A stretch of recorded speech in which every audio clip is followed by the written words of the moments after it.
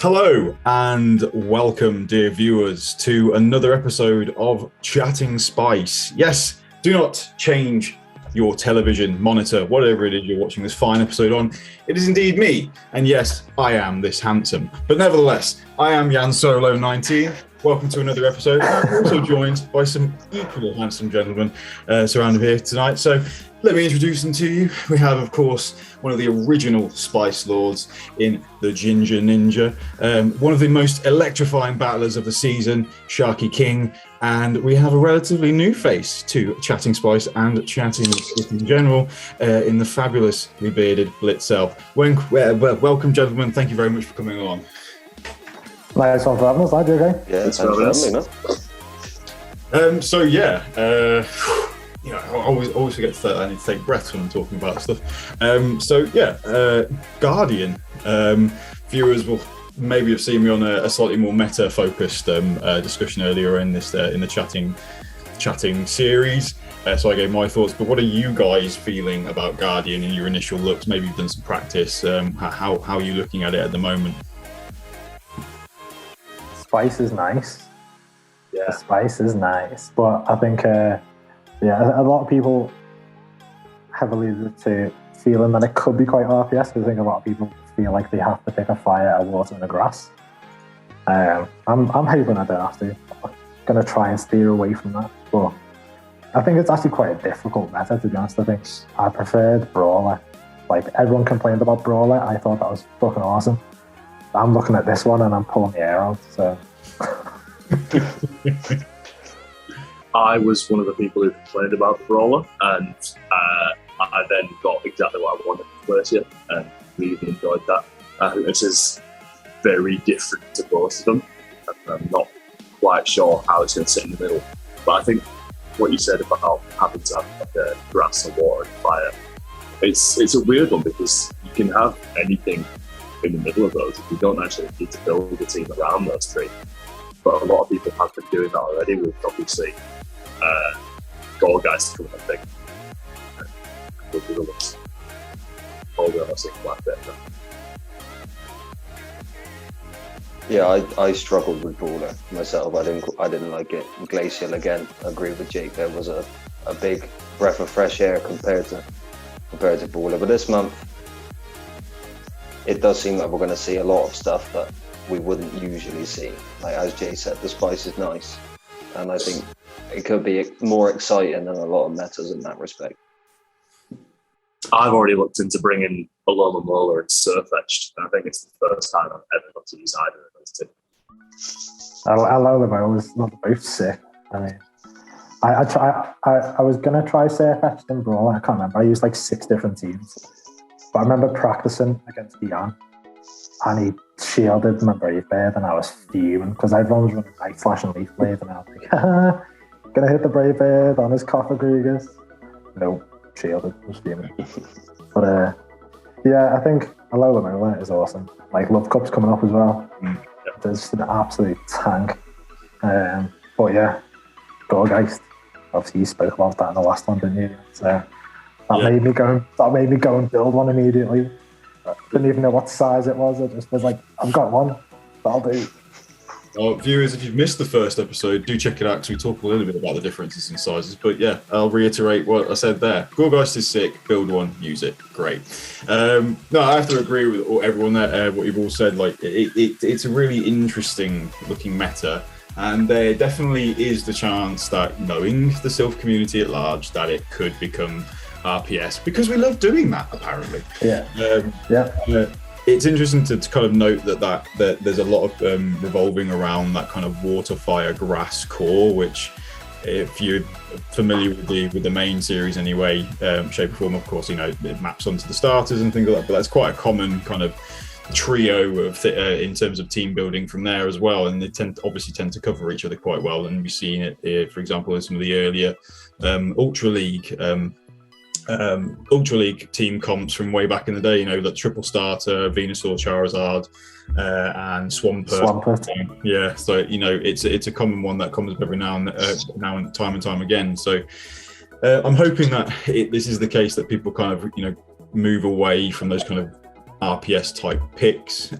You know, there's some picks that we've seen perhaps already, or you've seen in the list that I think, you're probably going to see them regardless, because if you get the opportunity to run them, most people will, at least for a little bit. But yeah, I'm kind of excited. I was a fan of Brawler, but I was also a fan of Glacier because I got to run Shadow Poliwrath, so that was oodles of fun.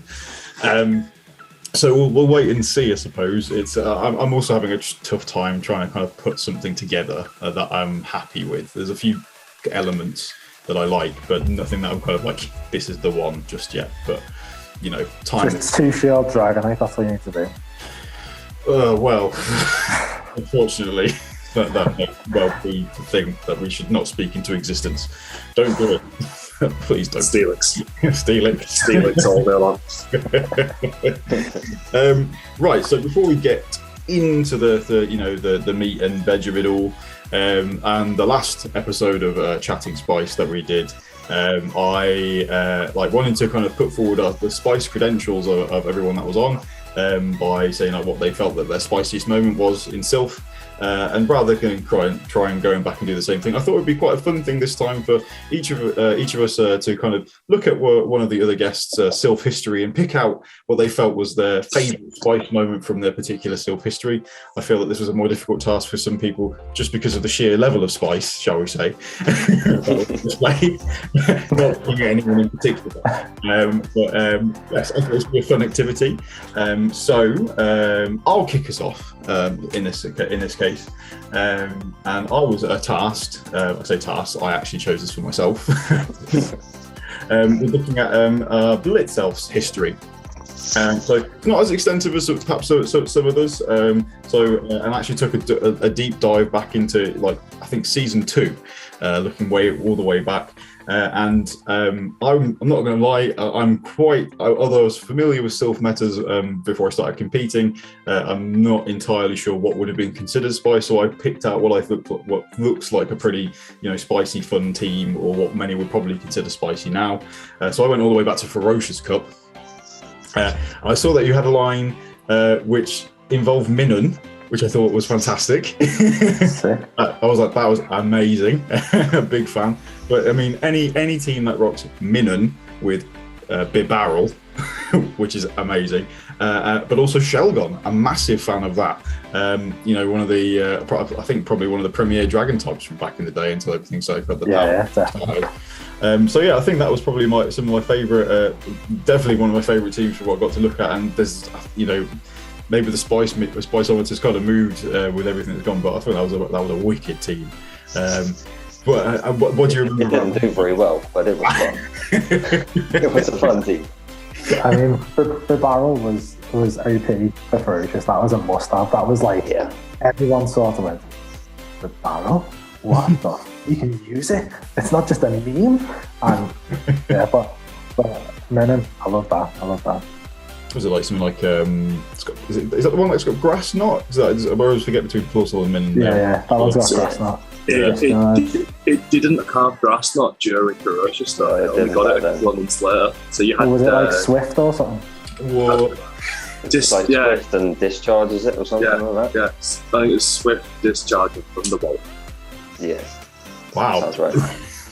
Such a even more spice then. Yeah, I mean, I'm impressed. I love it. Big fan. I don't think I've ever used a one with Swift on before.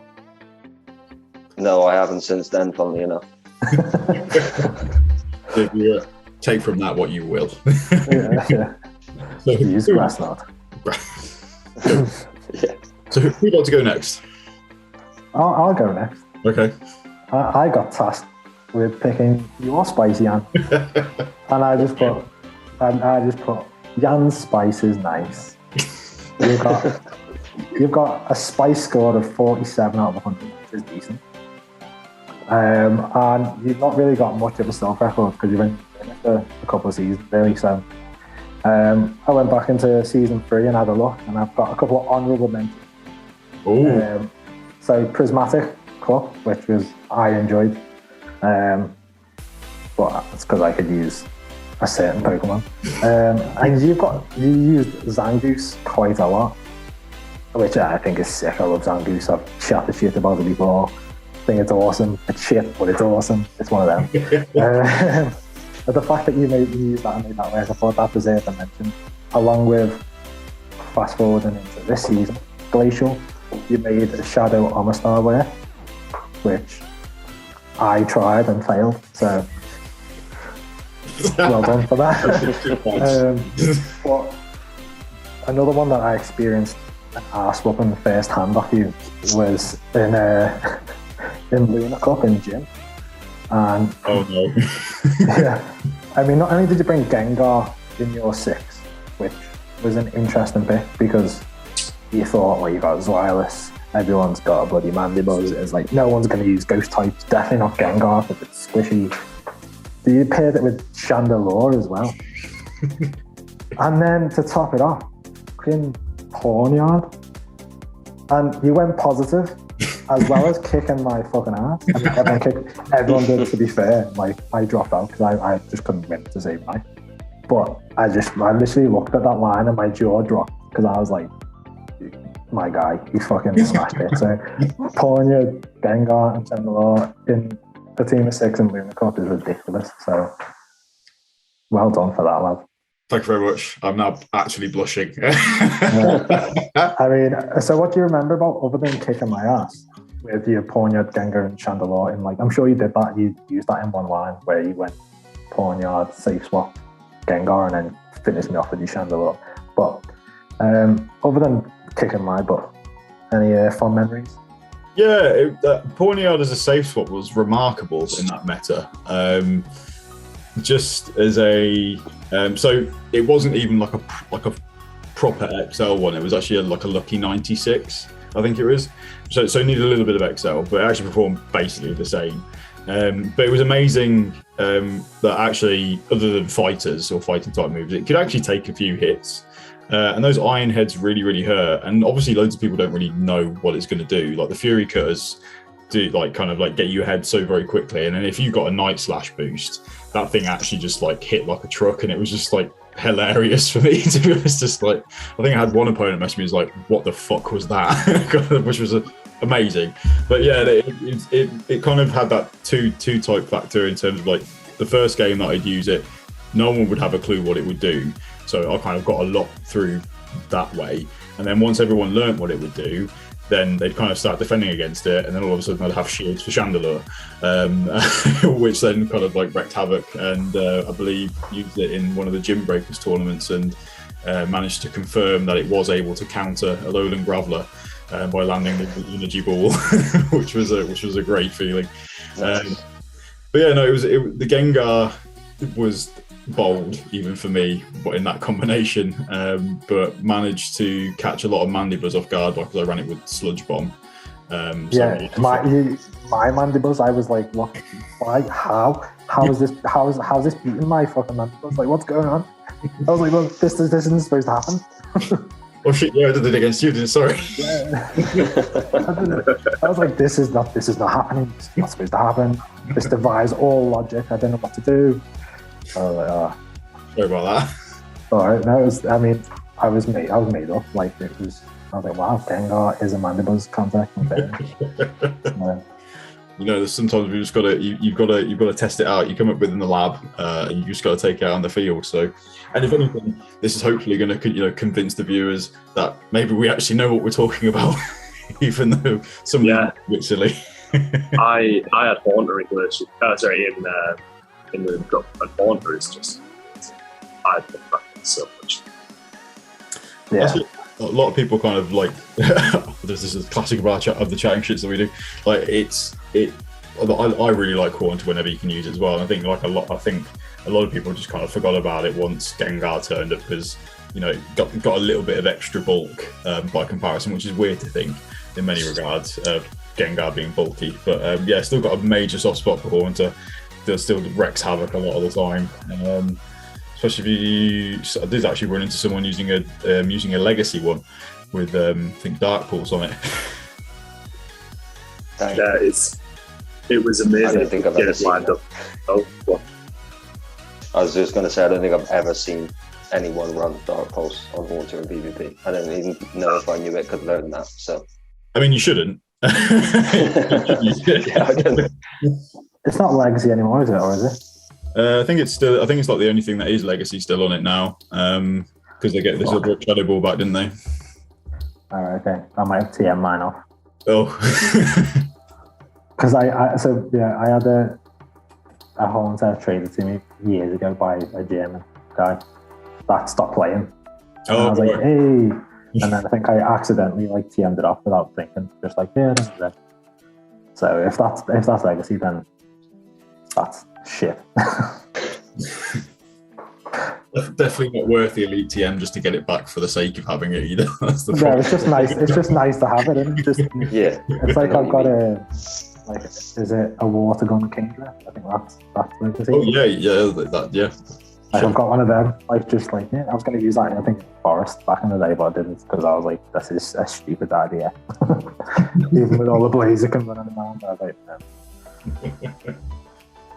Yeah, it's just I mean, it's a whole other conversation really about what kind of like weird legacy stuff there is floating around. But sometimes they can be quite good.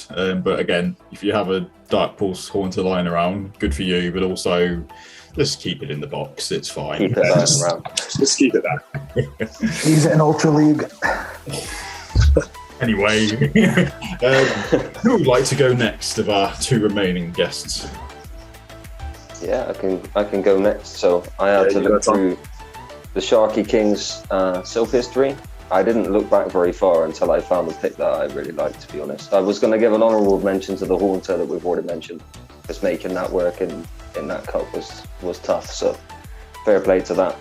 I think this one got mentioned in one of the chatting shits before the Lunar Cup, actually, and I didn't expect anybody to run it, which was Shadow Metagross. And that makes me happy. Yeah, it's shaky. There's always going to run that. Just makes me happy. Fair play. It's my favourite Pokemon of all time, and I felt like it was the only opportunity that it was ever going to get, and it was amazing. Yeah, fair play. I don't know how you made it work, but you're welcome to enlighten us. I'll be honest, I don't know quite how I made it work, but it just kind of seemed to line up where I needed it to.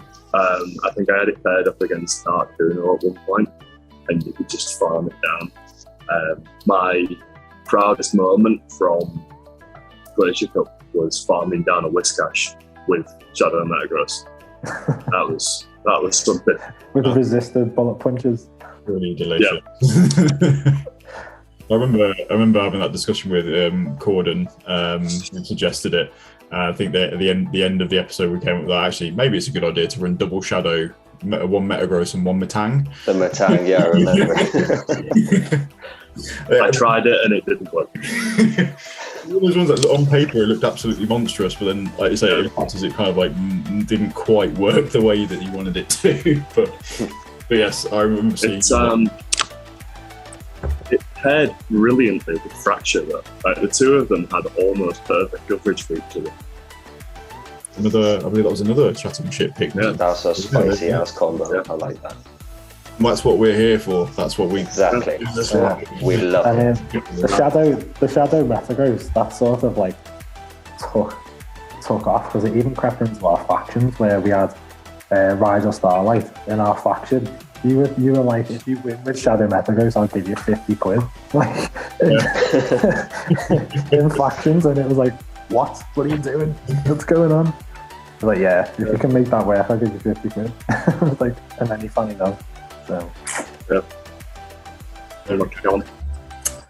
So we have one left before we can get into the big piece of this. So I was given the difficult task of choosing my favourite out of Jay's spiciest picks, and I don't know how you quite manage it. So I looked through, and Jay has a spice rating of 74 out of them, which is, it's about as impressive as you're going to get. Phenomenal. It's ridiculous. So I was looking through, and I thought,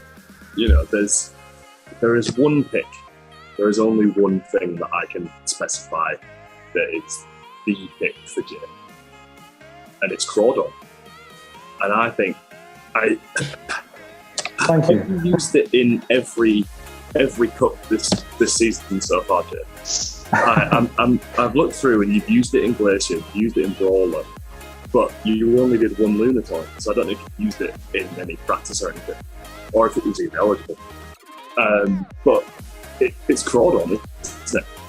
Like, it's spammy and it hits like a truck. Like, it's just you. Yeah, it's my jam. Yeah, it was never going to be a different Pokemon that you're going to pick, to be fair. The only other honourable mention I have is Bonsly, because it's one of those things that's on my list of things to build, and I just love it. Yeah, it's sick. I love Bonsly. A little bit Bonsly. Interestingly, performs very similarly to Sudowoodo. I know they have the exact same moveset, right? But actually, because of the XL, they come up with pretty much exactly the same stat product, I think, in Great League, which is silly. So, but that's more about something like the cave meta, which, if you're interested in factions, dear viewer, then there's probably something else somewhere that we're not for you. But no, those are absolutely fantastic, gentlemen, and exactly what I was looking for, and exactly what whets my appetite for what's to come. So perhaps we should make a start. Last time I believe that we actually went backwards through the rankings in terms of started with probably the spiciest pick of the lot in terms of the rankings, working our way down to what perhaps could have been the most viable at the time. And this time we're going to do it the other way around. So we're going to start with the least spicy, I suppose, going up to the most spicy. It was actually quite close. Everyone's pretty close together apart from one person who's decided to just run wild. So in that, without further ado, we'll get started, and it's with me. So I'm going to kick off, so then I can just sit and listen to all you guys rather than have to do any kind of input, really, any more than that. But I've had a long day. But basically, I'm going to present to you my pick, which is Pokedex number 170. It is the Angler Pokemon, and no, it is not Lantern, it is Chinchou. So yes, of course, I was picking some kind of XL degeneracy, because why not? Got no Lantern, no problem. Run its little brother, essentially. So yeah, just to kind of clue everybody in who's probably not even thought about building a Chinchou, it maxes out somewhere around about 1250, maybe just a bit over with the best buddy boost, and has a very similar moveset to Lantern, insofar as that it has Spark and Thunderbolt, and then it also has the second move that you're going to want to run on it is Bubble Beam, which kind of sets it apart. And actually is kind of like we all know Bubble Beam as a move in terms of simulations and PD Poke. It's one of the big things that makes Mantine work so well, right? But also where you have to kind of take it with a pinch of salt. But because that Bubble Beam is so annoying, it can kind of cause a lot of frustration, which we love. And hopefully you TM'd it off in the last event. Hey. So yeah, I really I was clued into Chinchou for Glacier because it was a water heavy meta with no Lantern, and then I then started to look at the Guardian list. That's the Silph Guardian, not the Guardian, the newspaper. If you don't know the Guardian newspaper, that's not a very funny joke, much like most of my other material. But moving on, we're looking at a lot of what's available in Guardian, and like what some of the top picks we've got: Mantine, Alamomola, Castform, Rainy, Skarmory's up there. Also a load of Marowak. Kind of what else have we got here? Which is an interesting Pelipper, Empoleon, Relicanth.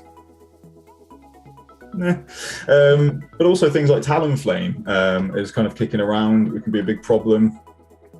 So actually a lot of targets for electric damage, but also targets for a little bit of water damage, which is, okay, Bubble Beam, but Bubble Beam is annoying. It has quite an interest, I guess Ninetales as well, actually, thinking about it, if it's not running Solar Beam. So it's a little bit of fun. Obviously the whole episode is about being a bit fun, but I think it's got a real long list of targets that it can get here, including some big names, which we're probably going to see in the meta. So just having a quick look at the kind of the rough kind of simulations, the one shields. We're just going to use average IVs for this because it's spicy. We're not going to have to drill down into too many numbers. Well, I haven't anyway. And you're picking up, of course, Alomomola. You're going to get Castform, get Dragon Breath Charizard, which might see a potential rise as an anti-dragon. Empoleon, yeah, like it's beating all the things that you want it to. Magcargo, Marowak, Ninetales, Noctowl, because people love Noctowl. It's getting Poliwrath as well, even though that Poliwrath can hit pretty hard with some of its moves. Again, it's maybe a slight pinch of salt, but you can actually get to those Thunderbolts pretty quickly. And it's actually a reasonable win as well, 649, which kind of indicates to me that you probably have a little bit of wiggle room for maybe potentially going just straight Thunderbolt in that one, in the ones. But again, like Poliwrath being potential core breaker for some of the early cores that we're perhaps seeing. You go pretty close with Probo, because let's face it, people are going to run Probo, because people love Probo. Idiots. Degenerates. Probo's amazing. Stop it. Obviously, you pick up Talonflame. You get Zangoose, unfortunately, which I think has got some room to run around here, because there's some of the things that some of the early cores that we're perhaps seeing. I think it does actually have quite a lot of play, because anything that has Shadow Claw tends to do pretty well. But we're not talking about Zangoose here. So those are some of the big wins. But it's also, one thing that I like about it is that obviously being able to debuff stuff is really handy, especially in a meta where you can go quite bulk heavy, things like Alomomola, Steelix rolling around. So debuffing things and having those to kind of then take even more damage is brilliant. But I think also with something like Chinchou, it has some pretty good close losses, which sounds like a weird thing to say, but like running some of these things pretty close is silly in some instances. So again, Probo is a close loss, but I think that's one that can be flipped with the fast move sneak. Muck is also a close loss, which I think is probably going to see quite a lot of use in this meta. It looks like a pretty great safe swap. We've also got right over here, fairly close, not as close as others perhaps, but you can run it pretty close with Bronzong as well. Steel Psychic is always a pretty great combination, especially in a meta where you can't use Jirachi. The one that really caught my eye is that you basically, with Dragonite, you only just lose, apparently, with a 490, which is, again, most of my picks always have to come with the caveat as like there's something weird going on. And again, here it's Bubble Beam. But if you get used to it, or you're a veteran Bubble Beam player or whatever, which is a bizarre badge to hold, but there we go. Dragonite is going to be big here, I think, no matter whatever way you put it. And you've got something like this, which is potentially going to give it a headache or leave it into some kind of farm down rage. I just love the idea of this little angular Pokemon just sitting there going against this big massive dragon and only just losing. Well, so is that a PvP poke sim? Yeah. Yeah. Is it baiting and then trying to throw the Thunderbolts, or is it just going straight Bubble Beam every time you hit Bubble Beam? So if you land the bait, and so if you do land the Bubble Beam bait, and then land the Thunderbolt, you leave Dragonite with 2 HP. What about if you just went straight Bubble Beam? Take away just out of curiosity. So if you went straight Bubble Beam, let's see what you do. It doesn't look good. Okay. So you kind of need to land that land to the Bubble Beam bait there. But on the flip side, it's Chinchou, so probably a lot of people won't shield that first one. So you can probably then start annoying them that way, potentially, but then you might want to throw the Bubble Beam anyway to kind of take the Dragon Breaths away. That's what I was thinking. If you just consistently chip them with the Spark and then debuffing them, they might just edge it over the line, but it's alright if not. I'll take it. It'd make us a good combo play if you did that with the Bubble Beams and then doing something afterwards, just farm it down. But you leave the Dragonite with basically massively lower attack. Then you could even bring something in which like you're doing would ordinarily do resisted fast move damage to get even more farm, right? So if you just do that quick switch, is like rather than waiting the timer out. I think it's got like a lot of utility potentially, and kind of like, I actually like the look of like debuffers in this type of meta, really, because like there seems to be a lot of mons which are going to be very fast move pressure oriented. I mean, you've got your Empoleons, you've got your Machamps, which counters her. Stuff like some of the confusion users. If you've got Alamomolo who's throwing waterfalls at you, it's always great. Dragonite with just Dragon Breath is so oppressive. Anything that kind of takes the edge off a little bit, I think is great, which is probably why people are going to look at things like Galvantula as well, potentially. But yeah, it's just a fun little thing. It runs very similarly to Lantern in many ways. A lot bulkier than you would actually expect when I was practicing it with it in Glacier. Just all around a bit of fun, and actually does function pretty well. And like I said, I think there's quite a lot of things that it can hit here. And again, it's one of those things that I think a lot of people just won't really know what it's going to do, and will maybe catch people off guard. And I like the thought of just having this weird little thing, just kind of throwing bubble beams and sparks and stuff, and just pissing people off, to be honest with you. Standard. It's one of the things that people saw a lot of in Little Jungle Cup, where it was Chinchou and whatever the third thing was called. Ducklet. Ducklet, yeah. Yeah, it's very interesting because does it get brave? No, so it resists obviously flying, which I think is going to be the chance to, if you're going to be particularly brave, you could try and catch a hurricane with a dragon Chinchou. Well, that'd be fun, actually. I wonder how much it does to a Chinchou. Now I'm going to have a look at that. Water Electric is a pretty great defensive type when there's not a massive amount of ground floating around. I just noticed. There's also not loads of grass. This is also true. Does just under 50%. It's not too bad, actually, for a hurricane. It's for a hurricane. It's pretty good. I like that. You beat Dragonite in 2s apparently, but again that's based on Bubble Beam boots. But it's always the Bubble Beam caveat, isn't it? It's like Mantine's really good, but you do have to kind of know how to play the Bubble Beam matchup right, which is probably it's a similar thing here. I'm not going to lie to you, but just think, I really want to use Lantern, but I can't. Hey, wait a second, I can use something like Chinchou. I just kind of like the look of being like Bubble Beam, Spark, Thunderbolt. It's just a great move combination in my mind. To be honest, you could relatively quick charging, throwing debuffs around, but also be able to have that kind of electric damage, which I think is actually really valuable in this cup. I'm just not really a fan of the electric types otherwise, personally speaking. Like Electivire is gonna just be like a wet paper bag. I don't know. I like Electivire a lot, but it's definitely a closer. That's its use. It's not.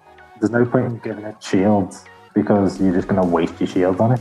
Like that's what I've always found with it anyway. It's just like a large charge dip and then pray that you get to another move when you're closing with it or something, because I've used it. I think it might have been Prismatic, and I've crawled on Hitmontop at Electivire, trying to take out Dragonite with Electivire, and it was difficult. Like it was even though it's got Ice Punch, it is a bit tough. Was it like that? I mean, even with Luxray, every other electric type's running Wild Charge, right? Zone as well is running the Wild Charge. Like this seems to be one of the only ways to have consistent electric damage, which isn't going to debuff yourself. Ampharos. But Ampharos, no one cares about Ampharos. Like it's just nah. I ended up with that in the draft. Don't do this to me. Ampharos is great in Ultra League. Ampharos is great. Okay. So definitely an Ultra League mon, definitely. Yeah, definitely. Like I say, it's kind of like it's a bit of fun. Like some of our viewers may have accrued quite a lot of XLs for it, just because it's been quite a popular spawn around water. Maybe if they took part in like the Liverpool Safari Zone, they were a common spawn there as well. So it's a bit, you've had the chance to be able to pick up the XLs for it. Some people have been mental and been running XL Lantern in Ultra. So people have done it, but obviously you can't use Chinchou once it's evolved. But it's possible. And maybe that's one thing. Maybe I'm thinking about using Ultra League Lantern at some point. But I'm nearly there. Well, they think you can just think, I want to do that. I've got the XLs. Like, use your Chinchou first. Here you go. I've done that as well. I used it in Glacial. Oh, there you go. So what did you think? I enjoyed it. I mean, I was just shit in Glacial, but I enjoyed it. Like you said, just the bubble beam spam just pissing people off, and then you can come in even if you've soft lost whatever you're up against, if it's switch or whatever, then you're coming in, you're farming down. You don't need to shield because you've debuffed them to death, and then away you go. Maybe we should think of it as the ultimate tilt mon, because not only are you getting bubble beam, you're getting bubble beamed by that, or whichever way Brewer has then put the image. You're just going to get bubble beamed by this little thing over and over again. It's like, why is this happening? What is happening? And then all of a sudden they're going to make mistakes. That's my working theory, and that's what I'm going to do. So keep an eye out. I will be using it in a tournament. Yes, I will. And we've just lost Jake. Jake's not happy about that, clearly. He's gone. Jake's had enough. His Wi-Fi has just gone, fuck it. This is the problem with the spiciest Wi-Fi in the game. Should try and watch it when he's trying to stream a factions battle. Jeez. Oh, this is true. This is very true. Is he back? You're muted, mate.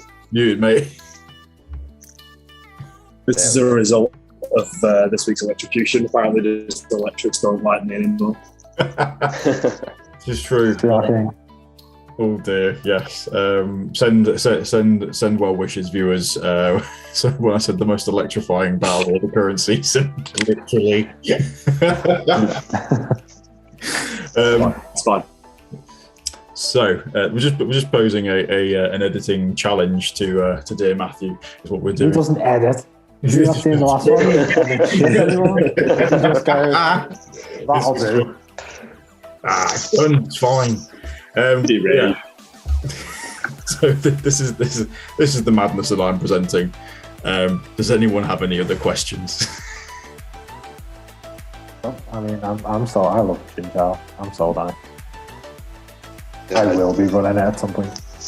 I don't have any questions, but I just want to say it seems like a good pick to me. I mean, Lantern's good anyway. I've not ever seen anyone use a Chinchou. But it looks, with that bait potential, you've always got to play. I mean, it's always the keeping people guessing. It's just a pain in the ass to play against. So with that and the XL bulb, I like it. Oh, look, and our resident electricity expert. No more questions. I think, other than it just being, it's a typical Yan XL degenerate pick, but it's a good choice. Well, thank you very much. I think on that note, we'll probably then pass the baton over. I can stop talking about this silly little fish. So my pick was currently at rank number 97, if I remember correctly, on the current list. And then coming up next, I believe, is rank 109 or thereabouts. I'm going to pass this over to our SharkyKing for this one. Right, so we all know that number one for this cut has been the champ, but I'm here to talk about his annoying little brother. Dex number 66, it's the super power Pokemon, Machop. And it's an interesting one because on the face of it, it's crap, but it's not, because in the one shields, you get 12 wins. Not that exciting. In the zeros, you get 15 wins, and in the twos, you get 17 wins. But when you give it a shield advantage, either in the 2-1 or the 1-0, it gets 33 wins. So you're obviously in this instance you want a purified Machop because that return damage is just hurt for you. I'll just go through what 12 wins are in the win unit. So Is this out of the 40? Pass. Is this like the 40 yeah, condensed this meta? is Right, yeah, yeah. Not out of the whole meta. I was like, you're at the what territory with me the fucking last cup? I was like, Jesus. So yeah, it's 12 wins in the PvP Poets condensed meta. So we've already mentioned Probo Pass, which you're going to see a fair few of. Alolan Graveler.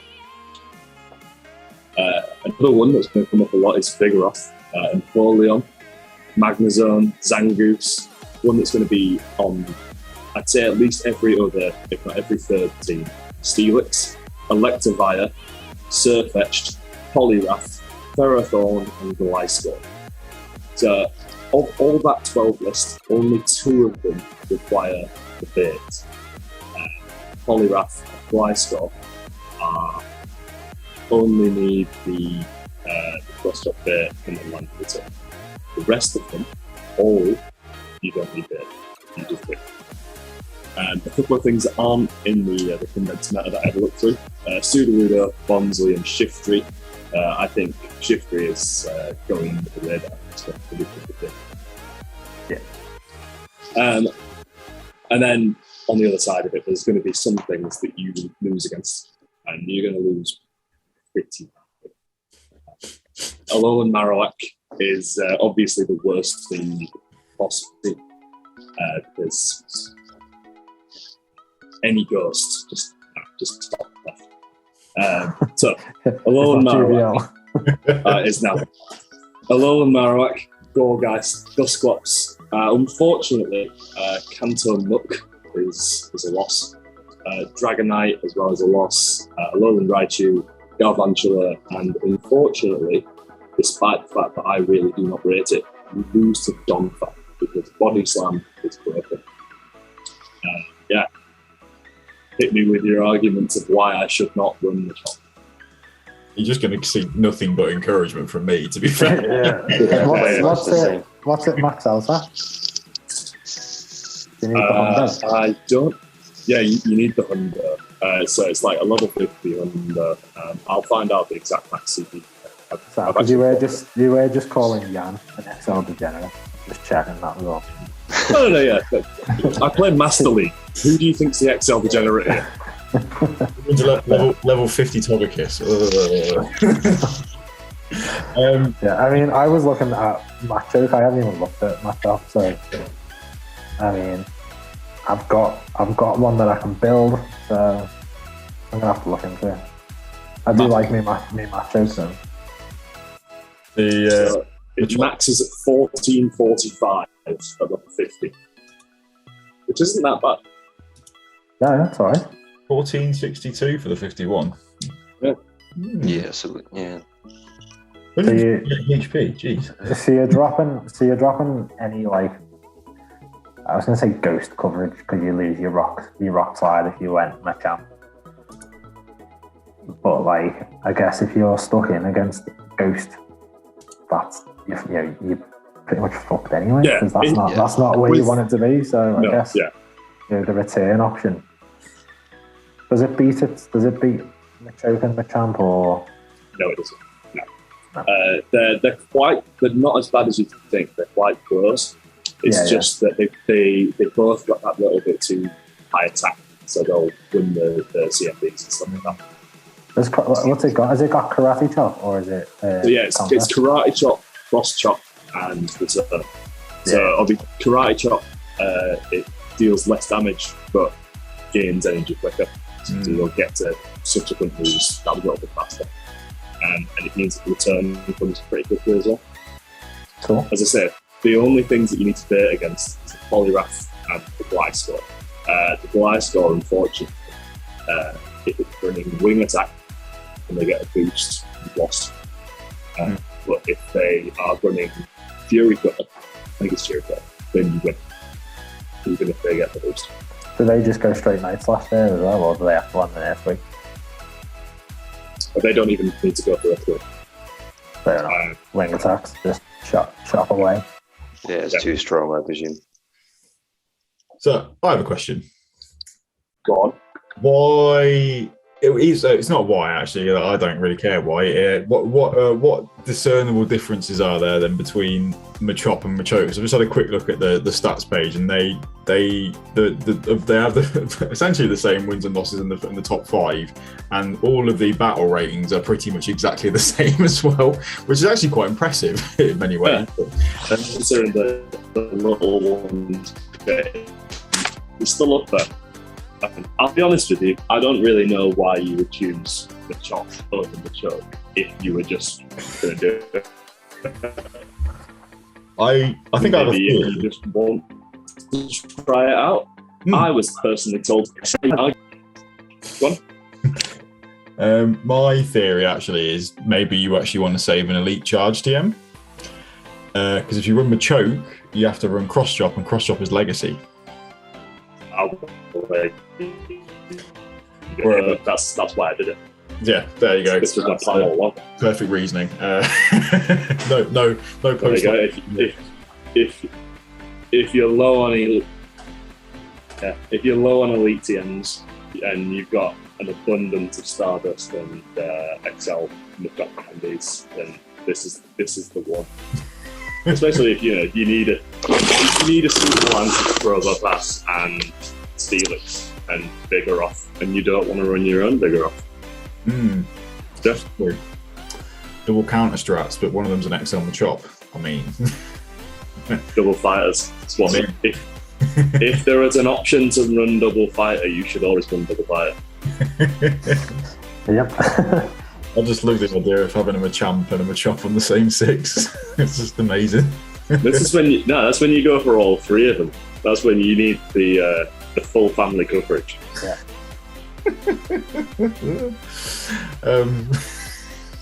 Who needs a steel type?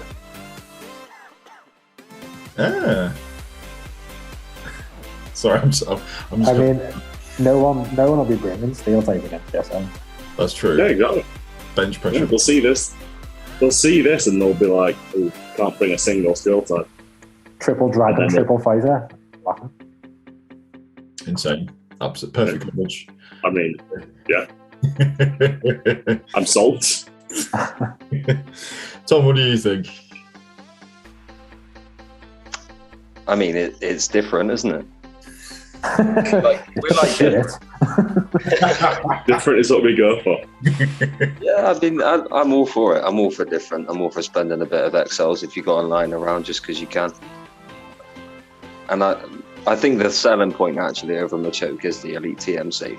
If you were going to run one or the other because you're spicy like that, then I think maybe you save yourself the Elite TM rather than the XLs. XLs are easier to get.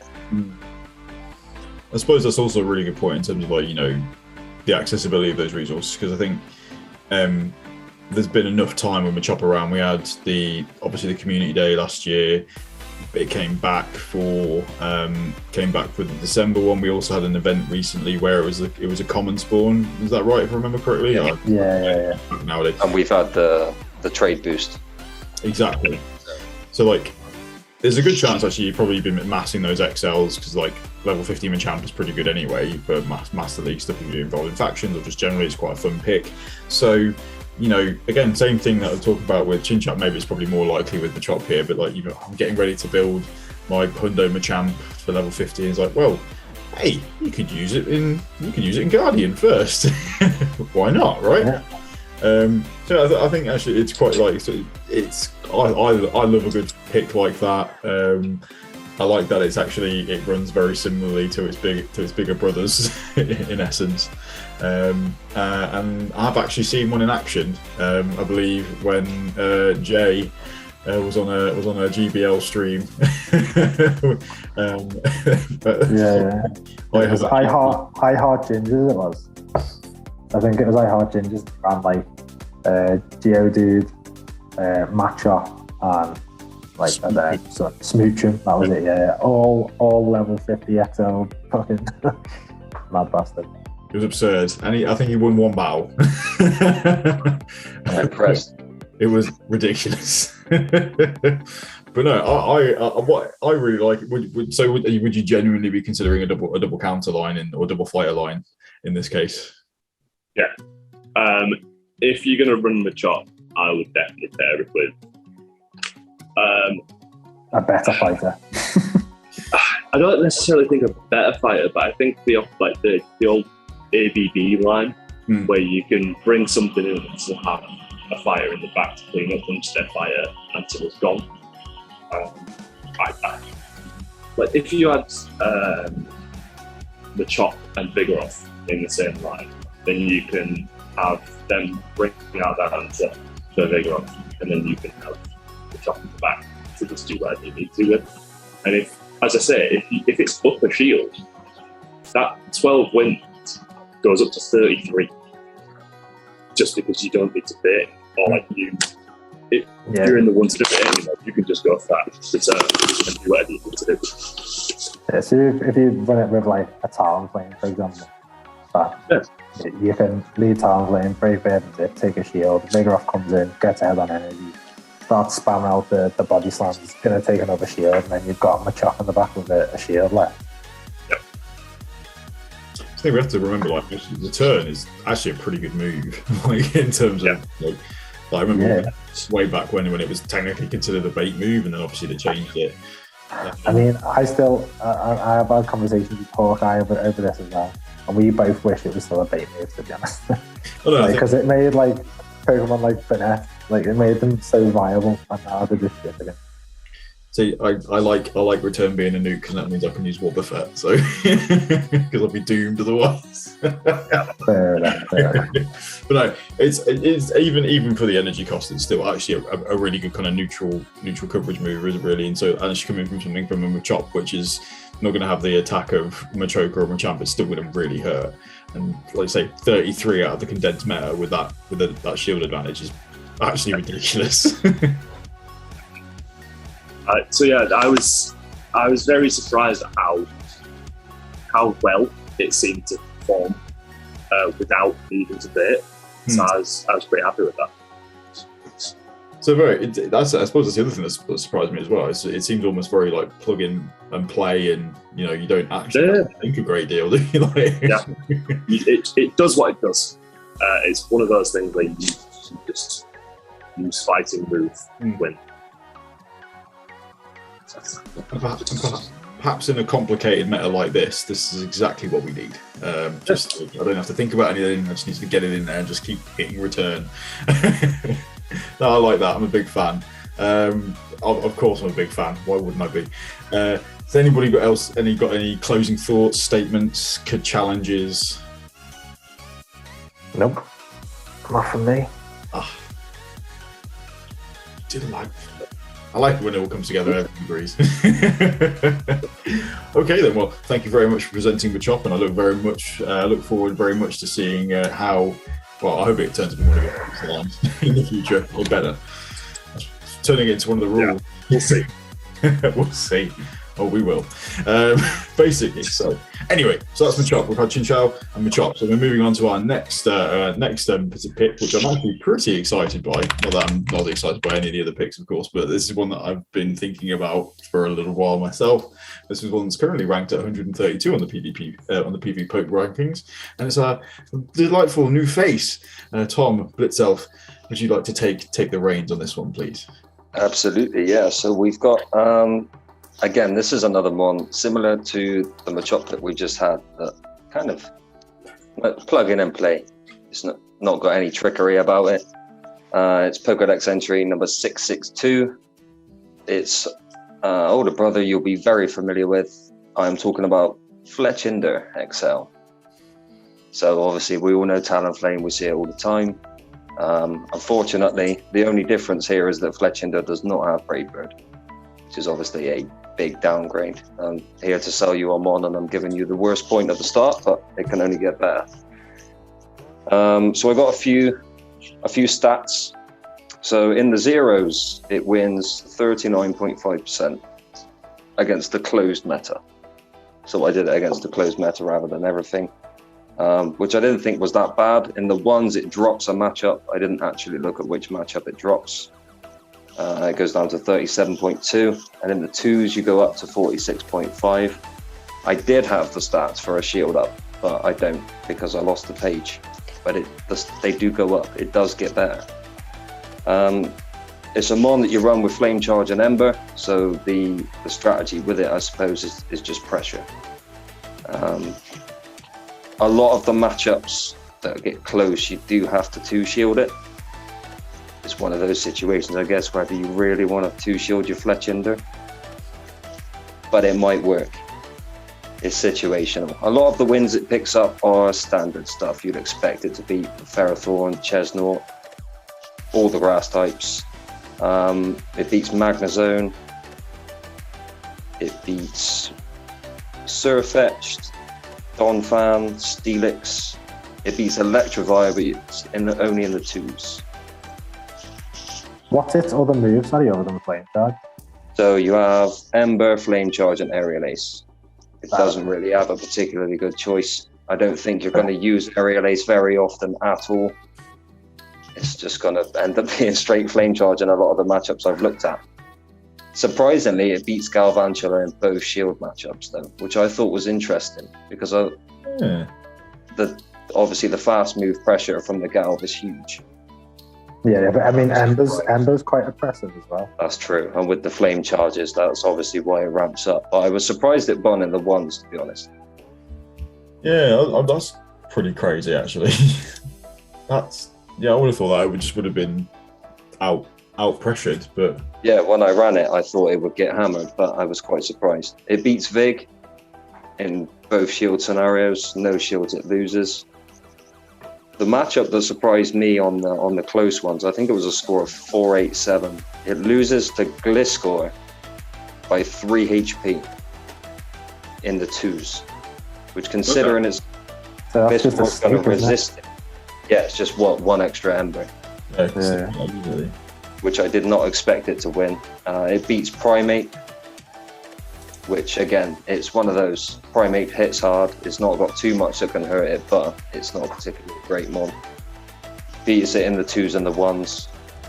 A lot of these matchups that aren't straight, you'd expect Fire to beat, you have to shield. But it beats Poliwrath if they don't have Scald. So it's one of, which actually surprised me that it would even get close to beating Poliwrath in any scenario. I suppose that's the only situation you need to Aerial Ace. Yeah. Wait. And in the ones, sorry, the last matchup I had written down on the page here, it beats Machop in the ones. Nice. That's a nice matchup to pick up, isn't it? I didn't look. Oh yeah. Definitely, it's got to beat Machop. It beats Machop. Yeah, here's where we actually at, where we actually find another selling point from Machop. Yeah. But yeah, I don't have too much else exotic to say about it, so I'll let you guys give your thoughts. But I think it's got some play. It's not going to be everywhere. You're going to see more Talons because it picks up some of those matchups that you don't expect a fire flying type to pick up because of that Brave Bird. Well, I'll pass this to the floor before I jump in, Mike. So I need to have some water. So I was just going to say, you said it beats Chestnut. Do you not think a lot of people are going to run Smackdown on Chestnut? Or is that against Smackdown? That is the move it had on the Sin, but I'm not 100% sure. Okay. It looks like Jan's having a look though. So I'm gonna step in the background and do all the fact checking stuff now. Yeah, I've got a funny feeling it would have been fine with on the Sim. It wouldn't surprise me. Yeah, I'd be shocked actually. Now you say that, I didn't think about that, but I would be shocked. If Looking at it now with Smackdown, it takes 6 Smackdowns to kill it. And the Chestnut comes out with 48 energy. Yeah, so fair enough. So that's I was just but it beats Vine, so it's fine. Superpower. I also don't think just shy of enough for the energy ball. I think one thing. Oh, Go on. no, go ahead. No. Mine was going to be another point. You keep going about Chestnut. Oh, no, so I was going to say, just on that point, I think SmackDown Chestnut has a role to play in the meta potentially, but I also think that you give up a lot more. It's one of those things that it looks like a great idea to begin with, and then isn't. Personally, there will always run SmackDown. Like I think someone ran SmackDown against me in Luna or something like that. And I was like, oh, this is annoying. But then it's also one of those ones that like once you know that it's SmackDown, it somehow becomes easy to play around. Just because it's just fast move pressure. So I can just deal I found that in Luna as well. I ran it in one of the practice cups and I hated it. Just especially with, I think it's just a bad combination of charge moves with that fast move. Is the thing. Like maybe it gets better when it gets Frenzy Plant, but I think there'll be some maniacs who'll run SmackDown Chestnut. There always will be, but I think we probably can be fairly safe in saying that. Let's say that Fletchinder will definitely beat Chestnut in this situation. Yeah. Are there any matches it picks up that like Talonflame doesn't? What was the reason? Like, was there something specific that drew you to Fletchinder, or were you just thinking, I was like, hey, let's look at some spicy picks, and I saw it chilling there. Fair enough. It was one that I had XLs for, so I can actually, follow it up. Yeah. Cool. I do plan on using it at some point, just because I can.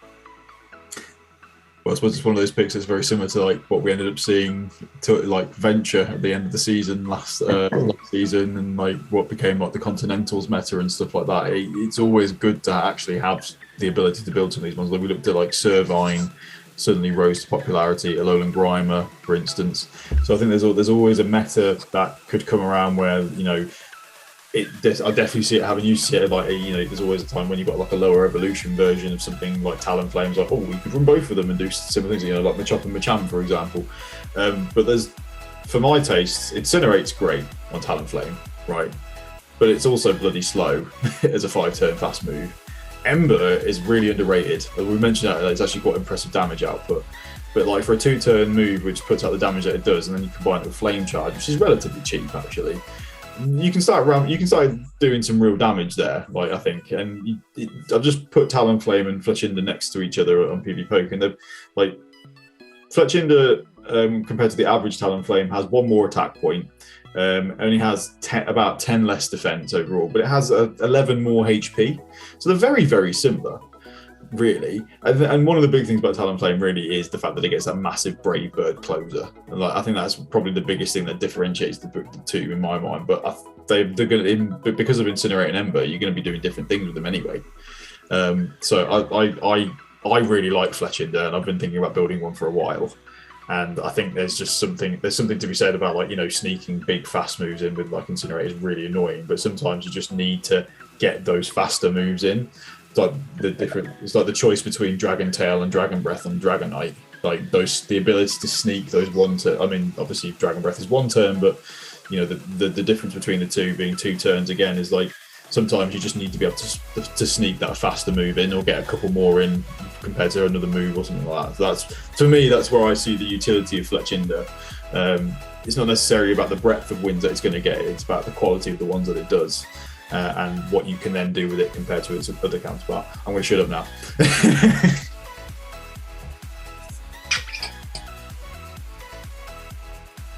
No, don't shut up, Jan. Keep going. Apparently, I was shocked at silence. Jake, I know that you said you had another point. What was your point going to be about? Yes. So I think it was Jay that just asked if it picks up anything that Talonflame doesn't. Looking at it, it's Beedrill. Fletchinder beats, but Talonflame doesn't. Ooh. I do have Beedrill on my list, but I didn't look at it compared to Talon, so that's interesting. That's an interesting one. But, however, it does not beat Machop. For now. It's a bit, but Machop does win.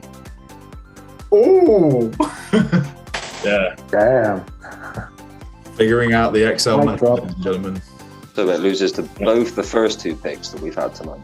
So I'm doing well. It's all right. It definitely beats mine when we get I was going to say, I wasn't going to say what yours is, but it does beat yours. Well, I hope it does. I'm sure Jay will find some weird shielding situation and like, I don't doubt it. Give me 100 energy and I'll be 7. Yeah, I think it's one. Actually, I think just like from some of my like last thoughts, like I'd say, I think one of the biggest things around the potential of being able, like Fletchinder is actually quite an available mon in terms of having all the XLs, unless you're Matthew Bureau, who didn't. Fletchinder Day apparently doesn't do combos. Yeah, just doesn't happen. It's again like we've looked at the history of Silph. If you're into your competitive PvP, which I'm assuming you are, viewer, if you are watching this, there is always a chance that there's a meta around the corner where Talonflame's not available and Fletchinder can maybe come in and fill in, or like you need something like Talonflame but don't have the points, for instance, to do it if we were going to go down the points meta again, or there's just some bizarre kind of series of bans. For example, like one of the reasons I actually started to look at Chinchou is that some of the early stuff that got released for Glacier actually had Chinchou on the ban list. Right, so actually I think it was one of PvP Steve that actually had like a graphic which was then changed afterwards, and it actually had a slightly different ban list, and it was like, well, that seems to me that they were thinking about banning it for a reason, and that's kind of what took me in, really. But like you can have situations like that, or like say Continentals, Venture Cup type metas. So if it's available and you can build it and it sparks joy, then why not? That's the way that I always look at these things. If it sparks joy. And at the end of the day, is that not what we're all looking for? Sparking joy, spark and bubble beam. I mean, Jake's had enough of getting sparked. So once just one time. Just once. No, I think it's a great pick personally, and yeah, like I said, I've been thinking about building one for a while, and I'd love to have a play around with one here. I think again, just because there's so many opportunities to run weird and wonderful stuff. So yeah, has anyone else got any questions, thoughts? Nope. Well, I think that we'll thank you very much for that. Like I say, I was really looking forward to that one. It's quite good. I just love a pick like that, to be honest. It's been a long day. My brain is starting to fade, so I'm going to need some help on this one, Jay. Need to bring it home for us. So we're going to go with our last pick, which obviously you've probably figured out is something pretty wild by now. And I believe it is currently at pick number 186 on the ranking. So without further ado, Jay, please clue us into what you have decided to bring to us this evening. Thank you very much. So it's Pokemon Dex entry 260 now. It's the Poison Moth Pokemon, Dustox. And yes, it's another XL, ideally level 50, best buddied like mine. It's a bulky motherfucker. It's a bit clunky to use. It's not got any bait moves, so it's an interesting one to get used to.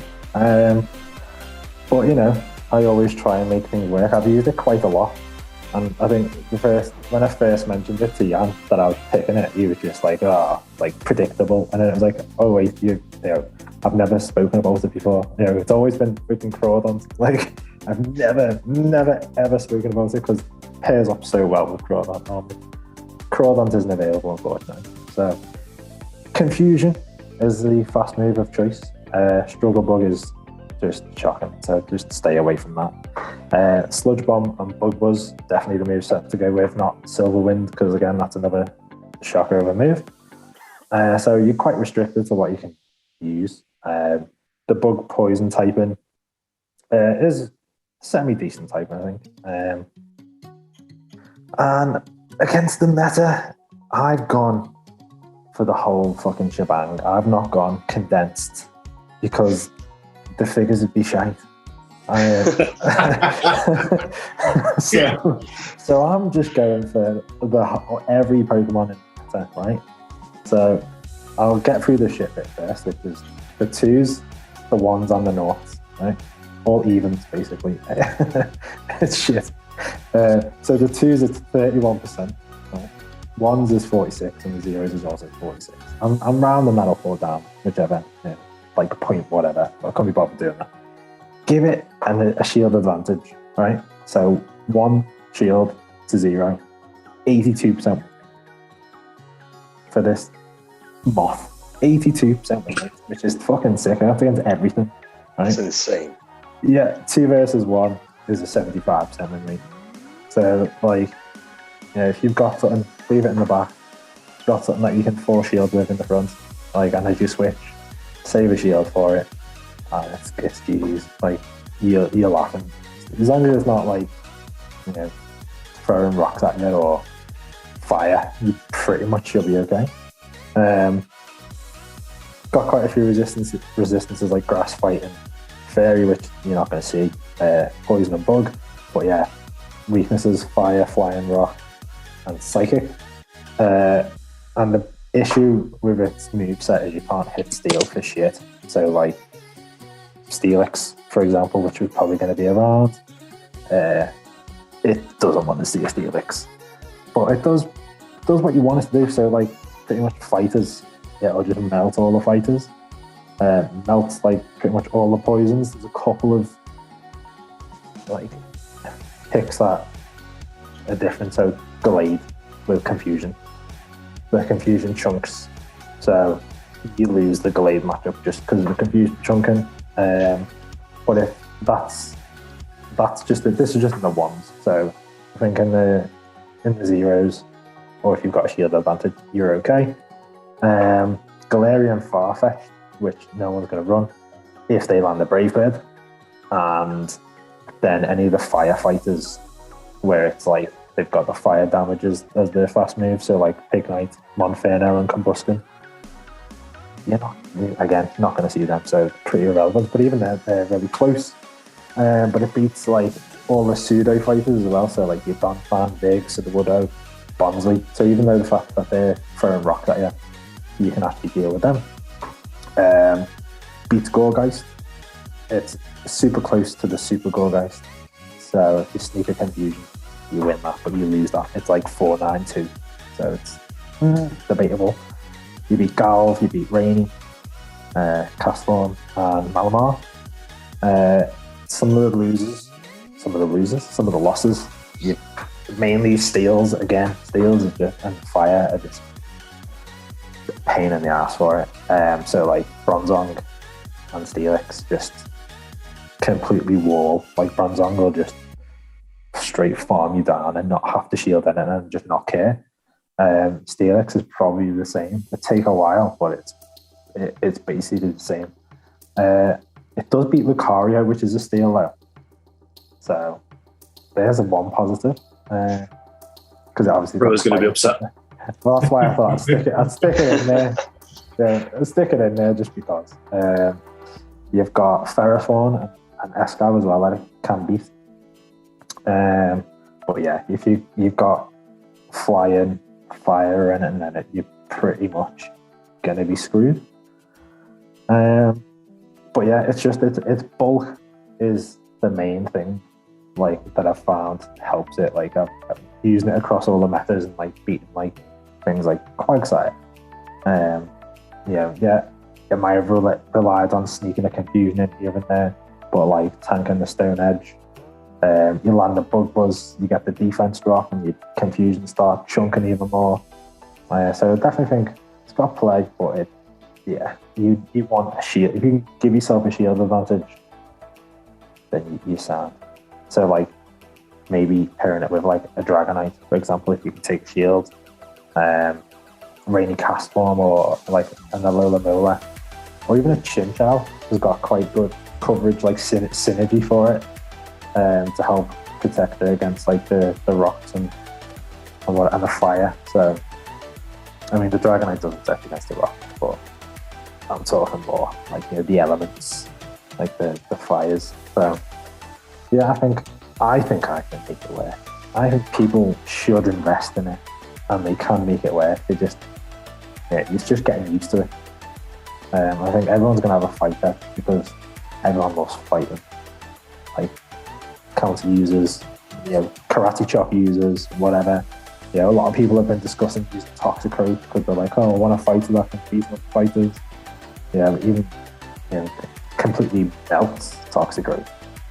So, I mean, not as easily as a Gallade does, but it still melts it. So it's free energy. Right. Well, let's just say with that one, it's still coming out at about a rating of 911. So by no means bad.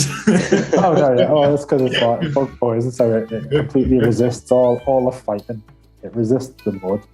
It resists the. Oh, it might not resist mud. That'll be neutral because of the poison, but still, mud bomb ain't gonna do anything because it's so bulky. So yeah, just trying to find good cause with it. So I think at the minute in the practices I've done, I have been running it alongside Rainy Castform. And I've done okay so far, but we've spoken about Chinchou tonight, so I might be swayed. Ooh. Then you got to think about where to put your best buddy. So well, I haven't done the Chinchou, so it's fine. Oh, well, that's one of the reasons why I'm considering not running Bonsley, because I've got that under best buddies, but it's like I feel like the Dustox needs all the help it can get. Well, we also have to remember that Bug Buzz got buffed recently as well, so it's now more powerful. So that's probably going to help out a little bit. So, Jake, Tom, thoughts on Dustox? I have battled against Jay's Dustox before, and it's so surprisingly bulky. It's so annoying because you'll hit it with something ridiculous and you'll think, oh, it's obviously going to kill. It's just a moth. You do like 30% damage. I just checked, and surprising nobody, it beats the job. The return. I like that you checked. You say that it's not. It's weirdly close. For a confusion user to get this close is something. The return does 51% damage, which if you're hitting something with the return, it's only doing 50%. I think it's bulky. Yeah, I mean, the confusions are non-stab, and its attack is low as hell. Like I think its defense is like 150 or something, and its attack is just low. So I can imagine that you're definitely going to get to land a return, but you don't need. That's another thing. You can use it in different ways. One of them is that you just don't shield. Like if you've got it in a matchup that isn't against the steel type, it ain't going to be wanting to soak up a sludge bomb or a bug buzz, like whichever one you choose to go for. Obviously, the bug buzz is pretty good move now. So you can choose to just soak up loads of damage, maybe come out with shield advantage. Or like I said, you can use it where you gain yourself a shield advantage and you're flying. If I ever get 100% Dustox, I will be here. Quite like nice. Yeah, lucky. Yeah, it's the if I ever get one, isn't it? I've had 2 Hundo Wurmples and they've both gone the other way. Oh, I've got the XLs ready. I love Dustox. I've always loved Dustox, and if I had one, I would probably run it. I like it. As Jay said, it's a pain in the ass to use or to get used to. It's not an easy mon to run, is it? It's not like a plug in and play kind of just tap tap tap tap tap. Yeah, it's definitely not that. It's learning and trusting like what it can take as well. Like, so if you are going to invest shields, like not wasting the shield that you're investing in it. Yeah. So that was a lot of my early play with it. I learned, like, because I was just, I was panic shielding things that because I just didn't know, like, and obviously that's why you practice with stuff. But like, learning what it can take was just like, I just put so much faith in it, and then like I said, obviously being able to pair it with something like Crawdon because it resists the fighting, the bug, charm. So it was just great coverage for it. That's just, it's one of the metas so far where, much like Dragonite being one of the only dragons that's around and deal out dragon damage, like anything that can throw out confusions, like psychic damage is very good. Generally speaking, there's not many things that actually resist it. We've got Steelix here, which is obviously going to be a problem, but not many other things really that are going to be resisting the confusion. So even if you're in a bad matchup, you're going to chunk, because confusion is still a great move. Even if you've got low attack, it still does a decent amount of damage. Yeah. Just having a quick look at sometimes to me, I'm always impressed by the quality of the wins, and just even if it's not the number. And I mean, dealing in the end of the spectrum that we are, it's typically you're going to be about those. But yeah, just looking at what it beats. It beats pretty handily, and they're big names as well. And like the matchups with some of the other stuff that Dragonite to 409, according to this, which is actually not terrible really when you think about it. Like, I always think that anything between 400 and 500 in the state of play there's always wiggle room there. It's not so hard a loss that you can come in with an energy advantage and still lose type thing. Like, so I quite like those, looking at those matchups and playing those out. So I would like to build one, but I can't. I'm just jealous. Is basically what I'm saying. I've just had a check, and it turns out that I've got a lucky 98%. It's 14 HP, which is a functional wonder, but it's level 1. Ouch. Good kids. 260,000 plus 4 though. Not right. I mean, it's only 260,000 dust. Have you got millions in the bank? Yeah, but only because I don't spend it on stuff that takes 260,000 dust.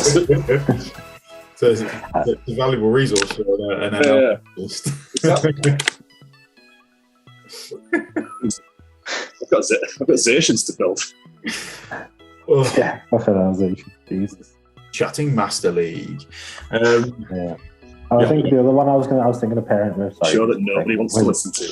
Was Garchomp. I think Garchomp is interesting like pairing with it from when I've been using it. So I think Garchomp's quite fun as well. I think it's funny that you mentioned that. Actually, I think the JRE Wolf, who does like the Nifty and Thrifty, I think he just published the Guardian one, and I think he actually does highlight Garchomp in his list. Oh really? It's actually viable. Resists.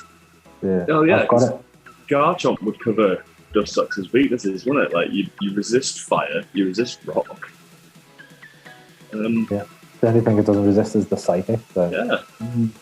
Yeah, so I've got it in, like, I'm in a practice book at the minute, and that's what I've got it with, like, Garchomp and Rainy, because I was like, I feel like they pair up quite well with it, so see how it goes. Maybe we finally get to see a meta where the Land Shark is pretty big as well. Actually, now that I think about it, I'm just going to look at where in the rankings it sits. 66 for Garchomp. That's not bad at all. That's higher than I expected it to be. It's actually pretty impressive. Jeez. I feel at some point I need to pick a Garchomp or something from the Garchomp line just to live up to my name. Yeah, yeah. I'm surprised no one has actually so far. I thought someone might pick it today. I mean, yeah, you can't pick Sharky though, because that's just shite, and it's not. It's no. Yeah, it's not. There. We don't talk about that. There you go. Well, I mean, Dustox. Has anyone got any closing thoughts on the moth of doom? If you've got one, build one.